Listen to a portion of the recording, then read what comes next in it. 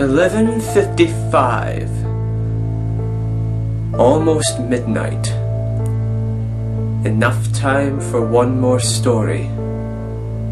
One last story before 12. Just to keep us warm. In 1980, John Carpenter followed up his hit slasher film Halloween with another tale of blood-curdling fear and Jamie Lee Curtis. It was a classic. It chilled its audiences to the bone. Unlike its remake in 2005, which questioned the hope in our existence and cast our souls into a bog of eternal turmoil and anguish. And also we wasted money on it, so that kind of sucked as well. By God, it was a disaster. A failure of epic proportions.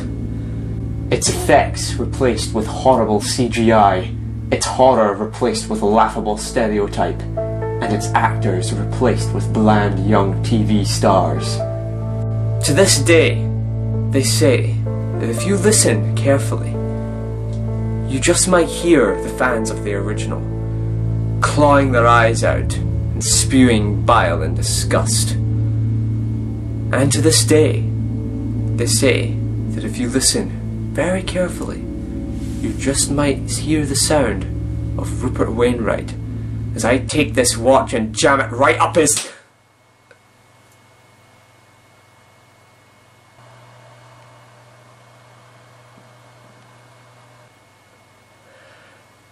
Yeah, this is The Fog 2005.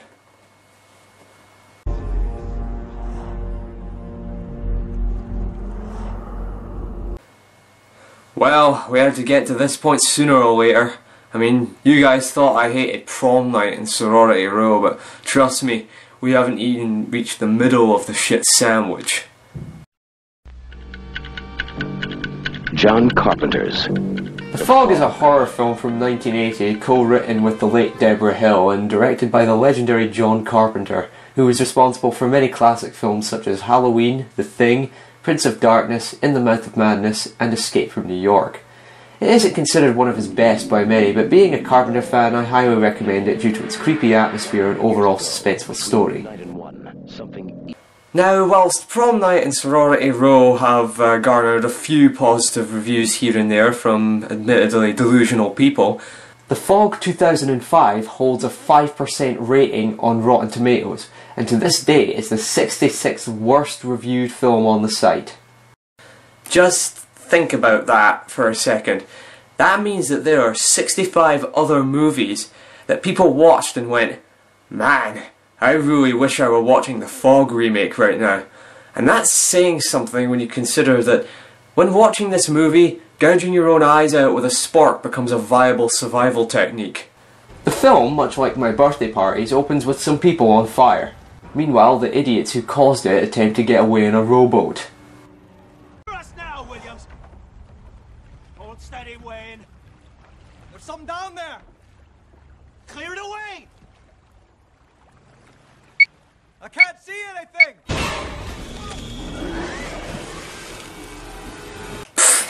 Idiot. Now, if you'll excuse me, I'm going to stick my hand into this bag of sewer rats.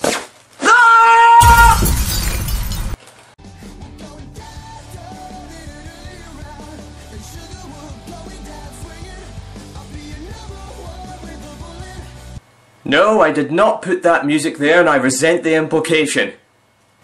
As it transpires, Antonio Bay is set to celebrate its 100th anniversary and is planning to unveil this new statue of their founding fathers. Because if there's anything a town really needs, it's 4 dead-eyed abominations watching over them as they sleep. It really says something when the props in your movie are scarier than your actual villain. Shut it, Snow! Hold on, I know that guy. Think of all the hapless sinners wondering where their soul's destination lies. For what? To gain the answer to a simple question. Where will my spirit awake? What life am I given after this life? That's Windom Earle from Twin Peaks. I've already found something in this movie that's scarier than the fog. This guy was basically the Joker. We then cut to our gruff middle-aged fisherman character played by Tom Welling of Smallville? Sushi? No, I'm good, thanks. And they gave him a wisecracking black sidekick. And you've been... Of course! Because if it worked for Dungeons and Dragons, then it'll work for the fog. Cooper Wayne is so stupid that if you stuck a Q-tip in his ear, his brain would slide out like a dead fetus. Not that it matters though. This movie's pretty much dead anyway. If I'm honest, there really isn't that much to talk about here. Nothing really happens. A dog dies, presumably out of boredom, and most of the first act is taken up by this subplot about Tom Welling's girlfriend disappearing for a few weeks. And let's not forget the fact that Tom Welling looks like he should be at a college kegger, not piloting a fucking fishing boat. Oh look! It's Girls Gone Wild on the Savage Seas, because if there's anything that makes girls horny, it's the smell of dying fish. Meanwhile, the movie decides to initiate its first jump scare moment.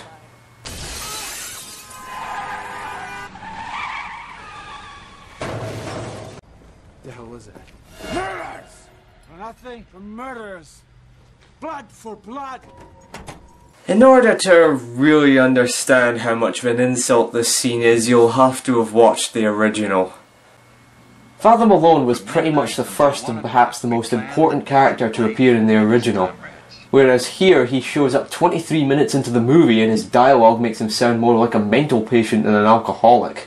Murders! For nothing, for murderers. Blood for blood. Whoa, hold on there. Looks like he's trying to get a signal from the mothership. Meanwhile, back at the funk boat, I get the feeling that this fog is something against glass.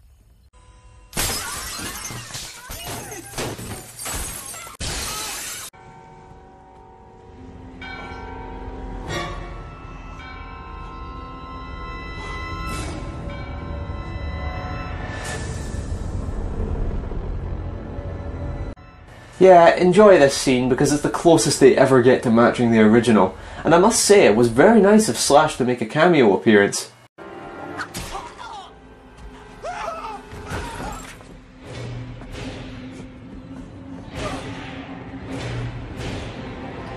Whoa, no time for that. We need a horribly filmed sex scene.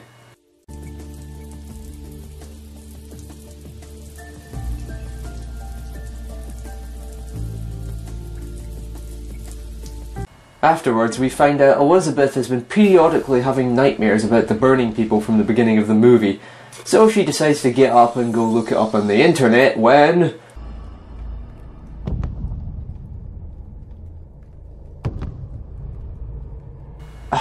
Goddamn plumbing. Yeah, see, what you got there isn't a plumbing problem. What you got there, you see, is unusually moist phantoms, or UMPs as we call them in the business. What you need is an exorcist. I do it myself, only I'm not qualified. All I can offer you really are a few silent prayers and some buckets wrapped in pieces of the Turin Shroud. Does your insurance policy cover supernatural entities? Next we cut to the son of the local radio DJ who finds something on the beach and, like a cat with a dead mouse, decides to bring it to his mother to show her. Okay, stop. No way is that woman his mother. What, did she have him when she was 13 or so? Oh wait, she's almost in her 40s. Well, that's fucked that, hasn't it? It's just that I had all this joke lined up, and it was going to be really sarky, and just leave me alone. The next day, Maggie decides to go to the local museum where she investigates the blah blah blah next scene. Stevie, how you doing? Great. I hear your girl's back in town. Yeah, she is. She's back. Good. Just gonna be here a while? Who knows? Yeah. Who knows?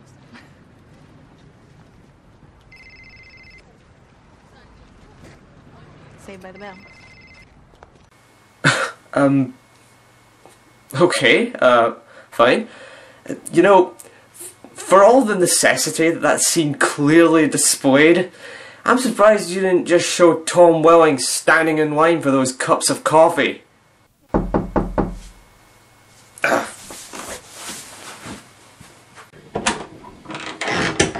Hey, man. Hey, what's going on? Oh, I was just passing and, filming a review. Yeah, I was just doing that, right at the moment. Yes. Oh, right, so that thing, Oh yeah, the opening monologue. Oh, right, of course, yeah.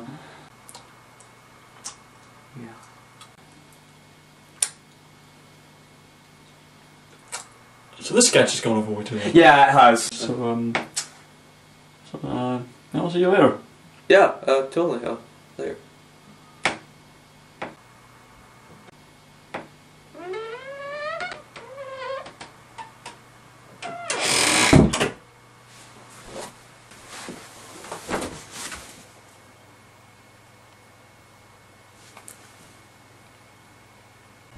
After finding out that Spooner took the boat out, Nick and Elizabeth set out to investigate. The gauges are all smashed. This looks like the work of shitty movie ghosts. So they find the bodies of random white guy and skanks number 1 and 2, and Maggie goes downstairs to find... I was frozen today! Of course, Spooner is immediately blamed for the whole thing. Meanwhile, Elizabeth heads off to a boathouse to take a look at the camera she found on the boat. Why she has this instead of just giving it to the police, I'm not sure, because it contains vital evidence showing that Spooner is innocent. So the black guy doesn't die in this, but he does rot in jail for a crime he didn't commit. I guess I'll have to commend this movie for realism. Also, screenwriting 101. If you're not sure how a character is to discover the next plot point, simply rely on a random series of events. Case in point, have your character slip and fall into a body of water of her own clumsiness, thereby dropping the evidence and condemning an innocent man to lifelong imprisonment and shower rape. Have her attacked by a ghost that was presumably having a nap on the seabed before she came along, then randomly discover the book containing all the plot information. Paddy Chayefsky, eat your fucking heart out.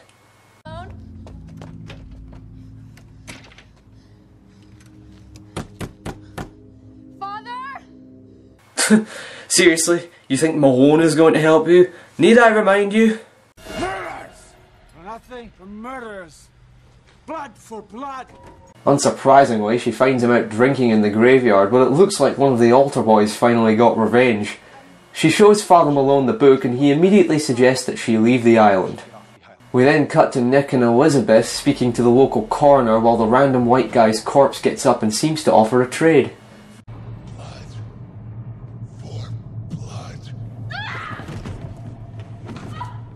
This is one of a few scenes where the movie attempts to copy the original but fails due to the severe lack of Darwin Jostin. Next we cut to a scene where Elizabeth decides to show Nick the book. I tell myself this is the only means by which our family can survive the conditions on this beleaguered island. It does not soothe the horror I feel for being an accomplice to what? Why don't you read the fucking book, you arse piece? You mean to tell me that Elizabeth stumbled around like a mental patient and found this thing, only for you to go, too long, didn't read? I mean, it's not like you can just randomly flash back to show what happened. Oh wait, you're doing that?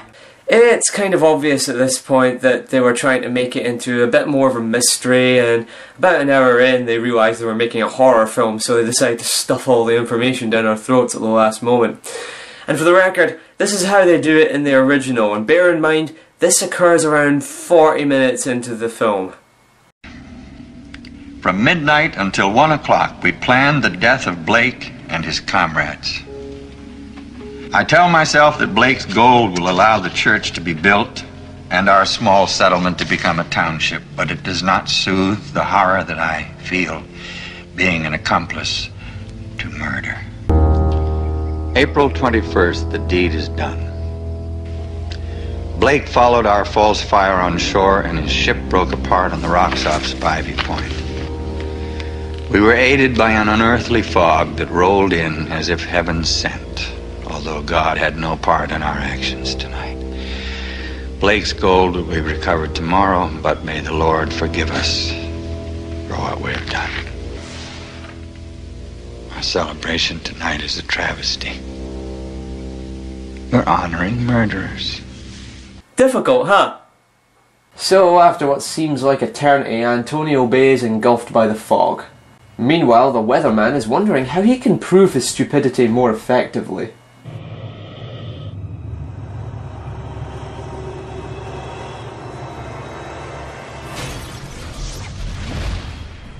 Dan?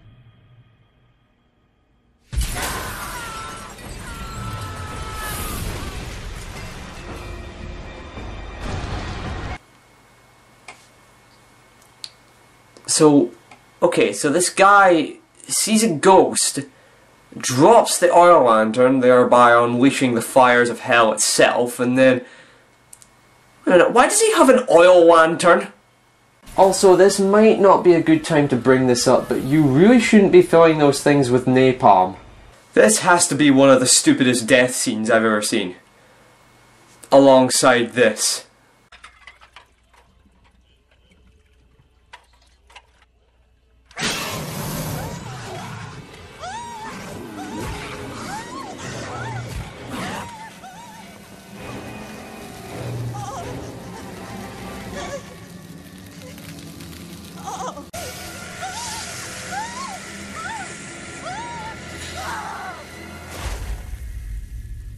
Hey, where have I seen that woman before? Oh, right, I see. Meanwhile, Stevie races home to her son, gets into a wreck and lands in the sea, where she finds... Kristen Stewart! And once again, a character just falls into the water where a ghost just happens to be waiting. I guess it's supposed to provide extra suspense since her son is being chased by the fog. Who will save him?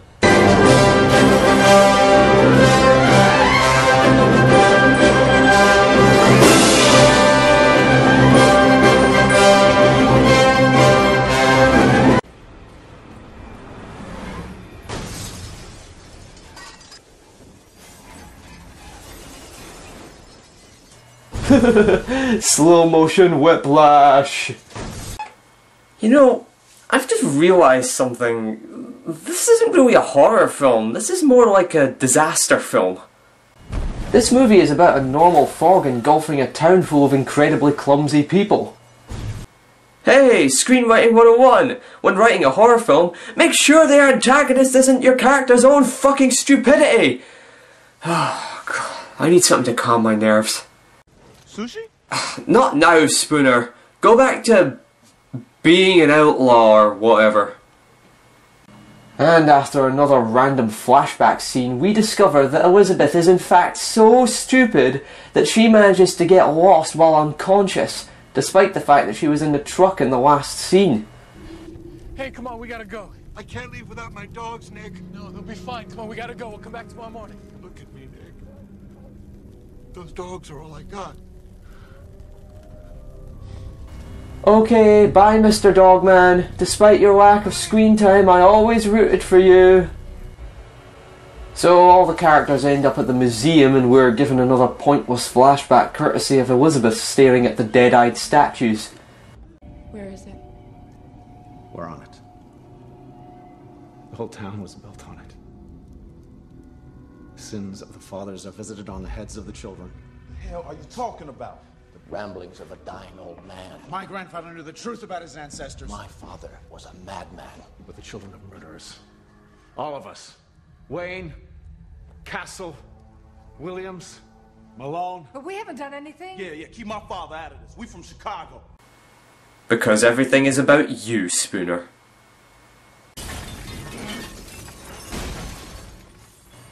Oh hi, Mr. Dogman. You were completely pointless, but I'll always remember you.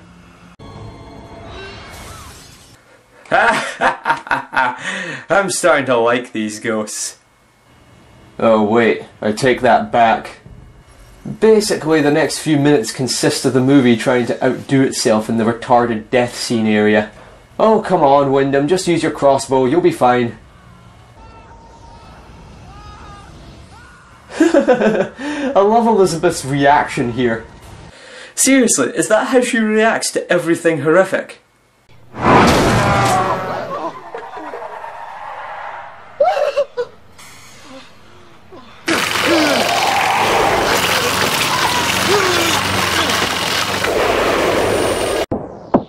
Poi un amante italiano.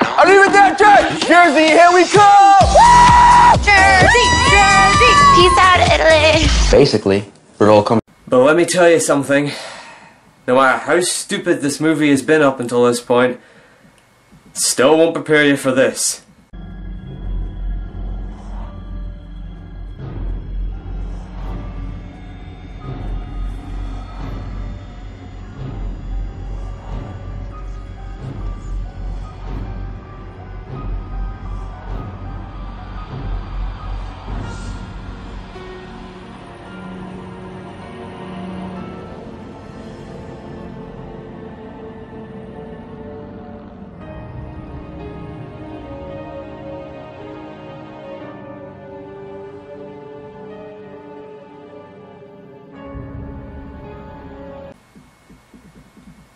Wait, what?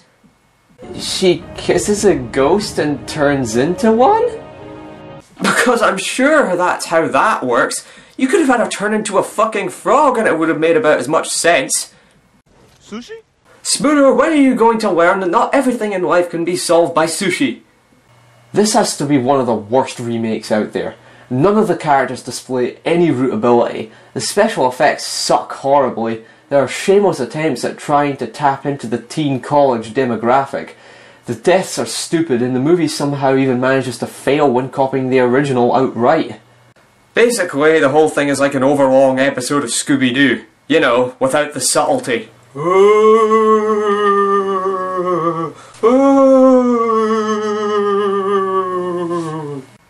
Oh god, I've gone mad. It finally happened. Tremble before me, for I am Blake! You're Blake, huh? Then why do you look like me? Because you couldn't be arsed to get dressed up for the shoot! Ah, I see. You're a horrible gimmick to end the video on. Pretty much, yes. But I have come to warn you! Will you stop with the stupid voice? Sorry, you have to review Dario Argento's Trauma. What? But I've never seen Trauma. I don't even own a copy. But you know someone who does! Shut up! Sorry. Well, at any rate, he's right. So tune in next time when I'll be reviewing Dario Argento's Trauma with Right Wing Nick. I've seen better.